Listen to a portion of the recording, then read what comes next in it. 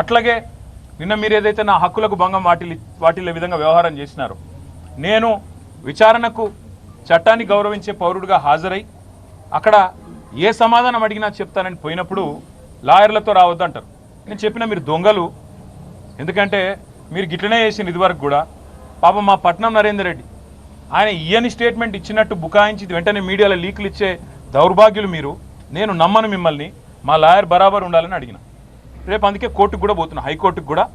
నాకు న్యాయవాదుల సమక్షంలో విచారణ జరగాలి అని కోరుతూ హైకోర్టుకు పోతున్నా. తప్పేమున్నది అందులో? న్యాయ వ్యవస్థను తప్పకుండా నాకు ఇవాళ ప్రాధేయపడి వారిని అడిగి నాకు ఈ దుర్మార్గుల నుంచి చట్టపరమైన రక్షణ కల్పించండి అని అడుగుతున్నాను. నేనేం వేరే అడుగుతలేను కదా, ఆ పని చేస్తున్నా. దానికి కూడా కాంగ్రెస్ వాళ్ళకు ఏమేమో ఆగమాగం అయిపోతున్నారు.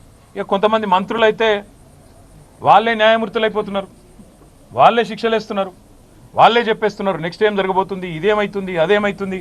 వాళ్ళకి నేను చెప్తా ఉన్నా, ట్రయల్ మీడియాలో జరగదు, ట్రయల్ సెక్రటేరియట్లో జరగదు, ట్రయల్ మంత్రుల పేషీల్లో జరగదు, ట్రయల్ న్యాయస్థానాల్లోనే జరుగుతుంది.